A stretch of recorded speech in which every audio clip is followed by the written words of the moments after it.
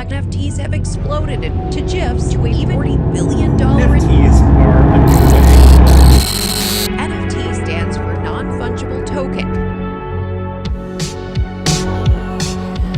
Selling out an NFT collection can bring in hundreds of thousands to even millions of dollars, but because new technology keeps making it easier and easier to create NFTs, the market's become very crowded. My name is Mike Harry, and we launched our NFT project during what many were calling an NFT bear market, when 95% of projects weren't even getting close to selling out. And I got that number from Rich over at Mintbot, who sees lots and lots of NFT launches. In this video, I'm going to share the launch strategy we used to sell out our NFT collection and generate $278,000 in 5 days. You can look up the project. It's called Pit Crew. It was inspired by my dog Marlo, who now at the age of 4 years old has taken up digging in the trash when I'm not home. Now, of course, none of this is financial advice. I'm not a certified financial advisor, therefore I cannot give certified financial advice. I'm just here to share what worked for me. So as we were approaching our launch date, we were getting more and more people coming to our website, our Discord, our Twitter profile. We've got another video coming out soon that shows how we were able to get our NFTs in front of thousands of NFT buyers for completely free. So make sure you hit the bell so you don't miss that video when it releases. But what I had seen with many projects is that they would get some buzz leading up to the launch, but then when their launch would open, it would be crickets. There'd only be a few sales that would come in, or they'd just sell a small fraction of their total collection. And I realized what was happening. NFT buyers are always hunting around for their next purchase. Lately, I've been too busy with stuff for our private coaching group, but when I was more actively buying and selling NFTs, I'd be checking Twitter, Discord channels, and different websites to try to find good projects before they would launch. Oftentimes, I would come across something that looked cool and that I wanted to buy when it launched, but then life would happen and I'd forget about the launch because I got distracted by 100 other things in life and 1,000 other projects on Twitter. It's a busy world with a lot of shiny objects and people get distracted a lot, so we need to be reminded. Most projects try to handle this by building an audience on Twitter, since that's where a lot of NFT discussion takes place. The problem I found is that when you post on Twitter, you only reach a small fraction of your followers. Twitter is incentivized to keep users on their platform for as long as possible to show them as many ads as possible. The way Twitter keeps people on Twitter is by having their algorithm serve the most engaging and viral content. So when you tweet, that's what you're competing against, which is why a good reach on a Twitter post is considered about 20%, which means when you post, 1 in 5 of your followers sees it. Besides Twitter, the other platform that most NFT projects focus on is their Discord server. Like most NFT buyers, when I'm looking into an NFT project, I'll pop in the Discord and I'll check it out, check the vibe. The problem is that when you join a bunch of these servers, you end up getting an insane amount of notifications. So a lot of people, myself included, will just turn off all the notifications.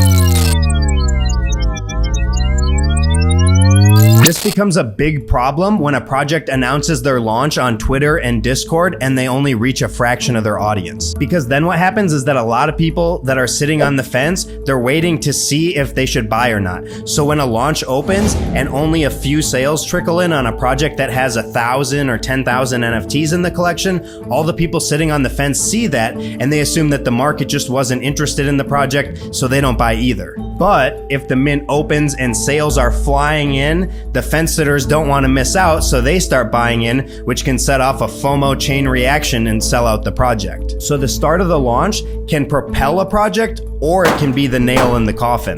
And we know that if we want to have somebody waiting at their computer to buy, we need to be able to reach them.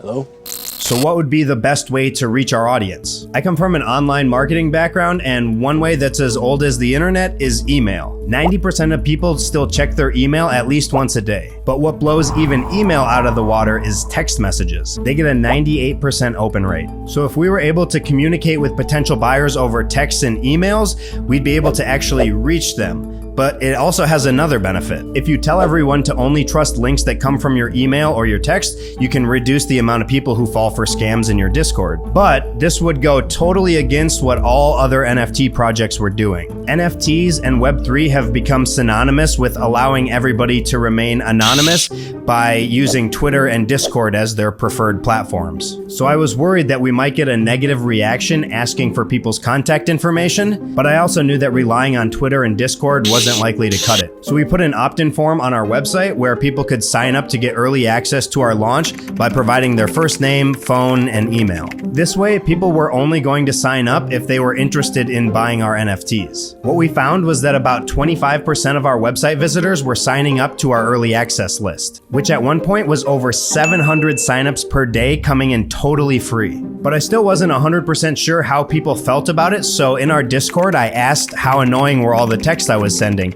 and I actually didn't get a single negative response.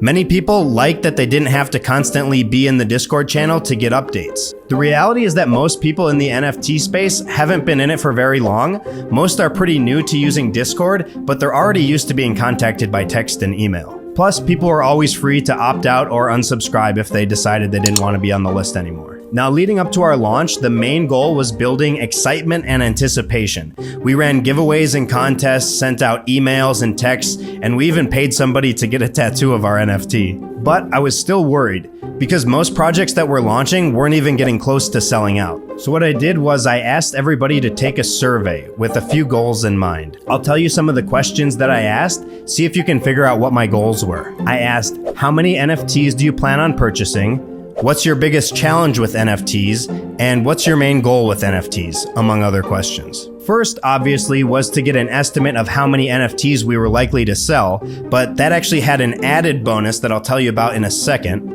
The second reason was to better understand our potential buyers to make sure that our messaging spoke to their pains and desires. If somebody wants apples and all you're talking to them about is oranges, you're gonna have a bad time. The third reason is that it reframes the entire interaction by making potential buyers jump through a hoop. Now, this goes against a lot of what you hear about selling advice. Usually people will tell you to make the process as frictionless as possible and to reduce as many steps as possible. But the flip side to this is that people don't value what comes easily.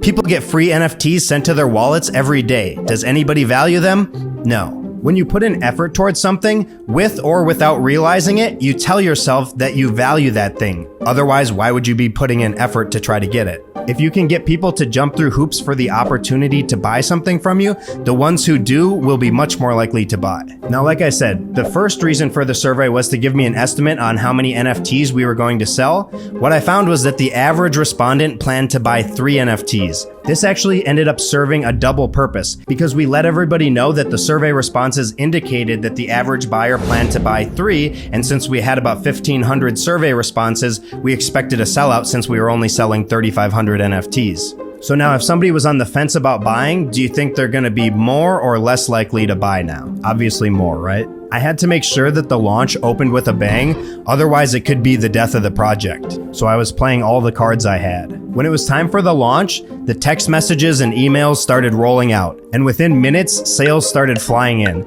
We had the mint bot in our Discord server that shows an image of every NFT that got minted, and it felt like when you win at solitaire. You know what I'm talking about, on Windows computers when the cards go all over the screen. It was like that, except with pictures of our NFTs. After a few hours, it started to slow down, and we had to pull out some tips and tricks that I'll have to save for another video, so it ended up actually taking like 4 or 5 days, but we were able to sell out the entire collection, and then I finally got some sleep. If you're looking to sell your own NFTs and you want to make sure that you get your launch right, you can apply to join my private coaching group at nftswithmike.com. I'll put a link in the description. Otherwise, if you like the video, give it a thumbs up and hit the bell so you don't miss our next videos. Okay, bye for now.